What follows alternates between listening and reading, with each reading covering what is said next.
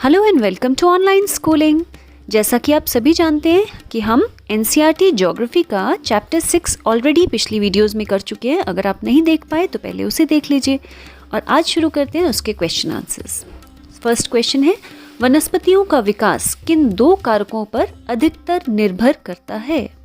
जलवायु और मिट्टी का प्रकार। ये आप ऑलरेडी जानते हैं।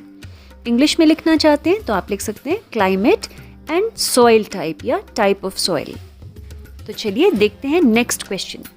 मैं जानती हूँ कि सारे क्वेश्चंस आपको ऑलरेडी आते होंगे क्योंकि आपने पिछली वीडियोस अगर ध्यान से देखी होंगी तो उसमें हमने बहुत डिटेल में हर चीज़ की थी।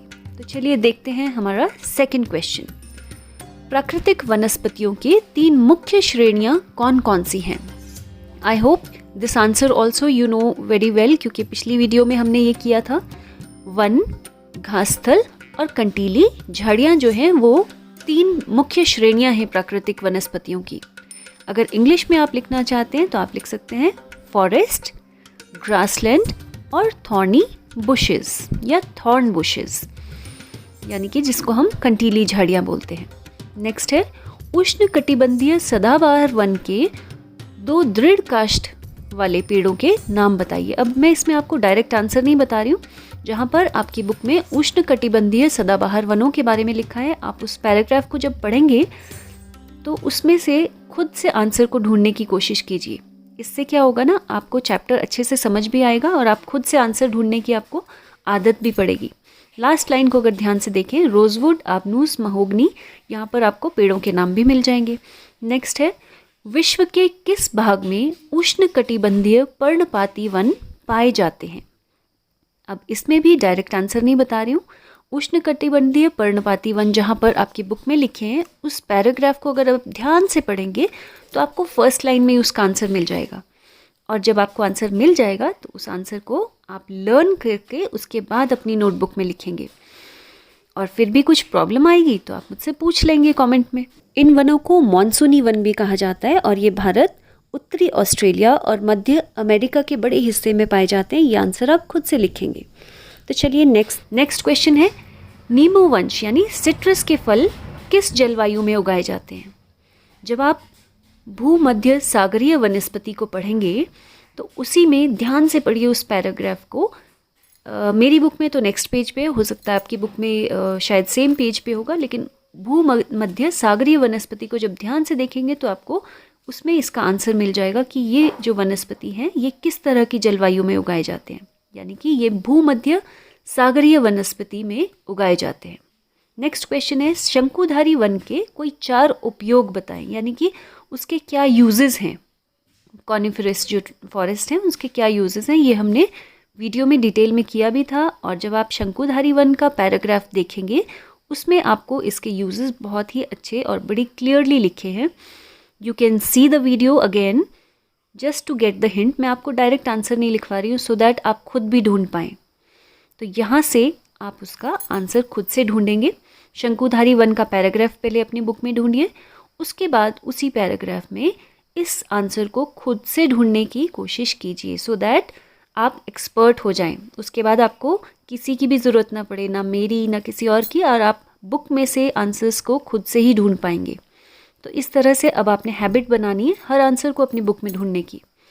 नेक्स्ट क्वेश्चन है, विश्व के किन भागों में मौसमी घासस्थल पाए जाते हैं? अब मौसमी घासस्थल कहाँ पाए जाते हैं, ये आंसर आपको कैसे मिलेगा? उष्णकटिबंधीय घासस्थल ढूंढिए। आपकी बुक में ये हेडिंग लिखी है, उष्णकटिबंधीय घासस्थल। जब आप इसको ध्यान से देखेंगे तो आपको पता चलेगा कि भूमध्य रेखा के किसी भी तरफ उग जाते हैं ये, यानी कि उसके नॉर्दर्न हेमिस्फेयर में भी और साउथ में, उत्तर और दक्षिण दोनों तरफ ये पाए जाते हैं। और ये जो जहाँ पर होते हैं वहाँ पर मध्य वर्षा वाले क्षेत्र होते हैं। तो इस तरह से आपको अफ्रीका का सवाना जो घासस्थल है वो उसका एक एग्जाम्पल है। और इसके साथ ही ख़त्म हुए हमारे क्वेश्चन आंसर्स। तो चलिए जल्दी से क्वेश्चन 2 भी देखते हैं। सही उत्तर पर चिन्ह लगाइए, यानी कि आपको सही जो आंसर है उस पर टिक मार्क करना है। फर्स्ट है, काई और लाइकेन पाए जाते हैं। अब आपको 3 ऑप्शंस दिए गए हैं, तो इसमें से काई और लाइकेन टुंड्रा वनस्पति में पाए जाते हैं। तो आप थर्ड ऑप्शन को टिक कर लेंगे। टुंड्रा वनस्पति में काई और लाइकेन पाए जाते हैं। सेकंड है, कांटेदार झाड़ियाँ मिलती हैं। अब ये तो आपको पता ही है, कांटेदार झाड़ियाँ कहाँ मिलती हैं हमें, रेगिस्तान में। तो सेकंड है इसका ऑप्शन, गर्म एवं शुष्क रेगिस्तान जलवायु में। थर्ड है, उष्णकटिबंधीय सदाबहार वन का एक सामान्य जानवर। अब जो ट्रॉपिकल एवरग्रीन फॉरेस्ट यानी उष्णकटिबंधीय वन जो हैं, यहाँ पर वैसे तो बंदर और जिराफ दोनों ही पाए जाते हैं, लेकिन कॉमनली पूछा है आपसे सामान्य जानवर, यानी कि जो को कॉमनली ज़्यादातर जो पाया जाता है वो है बंदर। कुछ बुक्स में हो सकता है आपको आंसर जिराफ भी मिले, लेकिन आंसर जो है इसका बंदर है, क्योंकि बंदर ज़्यादा पाए जाते हैं, जिराफ इतना कॉमन नहीं है वहाँ पर। तो बंदर is the monkey is the right answer.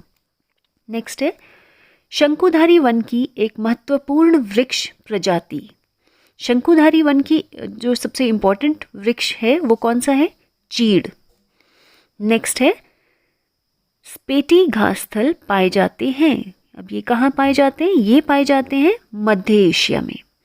तो इसके साथ आप इसे टिक भी कर लेंगे और साथ ही साथ इसे लर्न भी कर लेंगे। यही आंसर्स आपको फिल इन द ब्लैंक्स के तौर पर भी आ सकते हैं क्वेश्चन।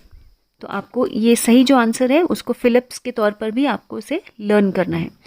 हो सकता है आपको एग्ज़ाम में ये फिलिप्स के तौर पर आ जाएं।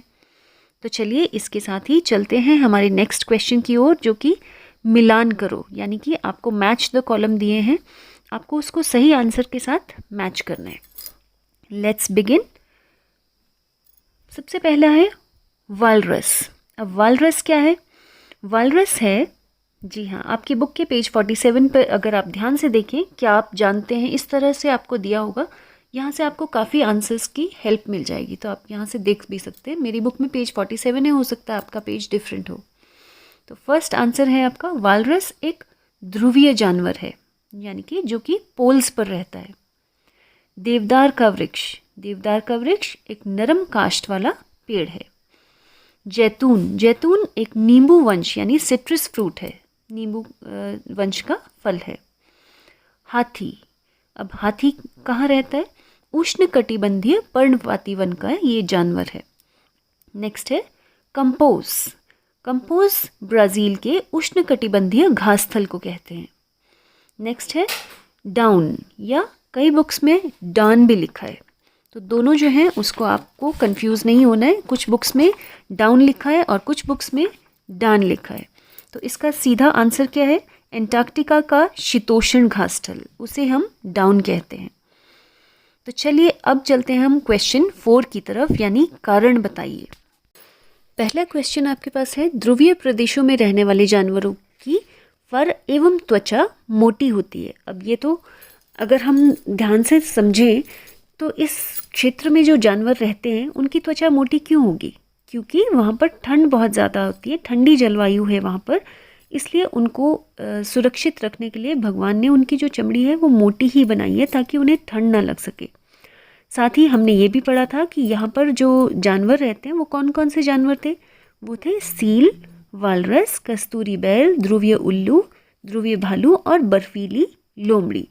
इस आंसर को भी आप अपने आप ढूंढने की कोशिश करेंगे, मैं आपको हिंट दे रही हूँ सिर्फ, लेकिन आंसर आप अपने आप से लिखेंगे, so that I should not spoon feed you. आपको मैं सारा आंसर खुद से लिखवाऊंगी तो आप खुद क्या मेहनत करोगे, है ना।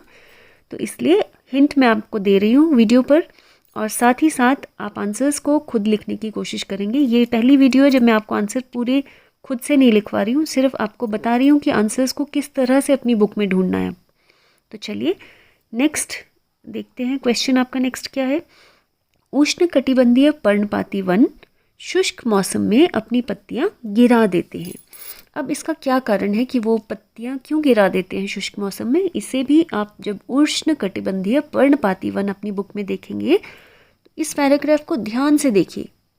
अब हिंट मैं आपको ऑलरेडी बता रही हूँ कि वो अपनी पत्तियां क्यों गिराते होंगे ड्राई मौसम में, शुष्क मौसम में, ताकि उनके अंदर जल जो है वो संरक्षित रहे।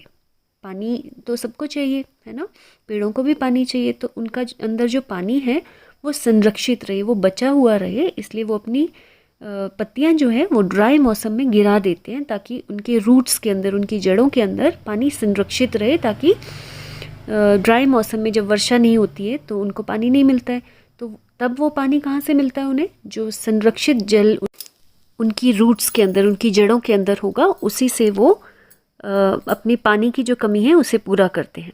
तो इस आंसर को भी आप अपने ही शब्दों में लिखेंगे और बुक से खुद से ढूंढने की कोशिश करेंगे।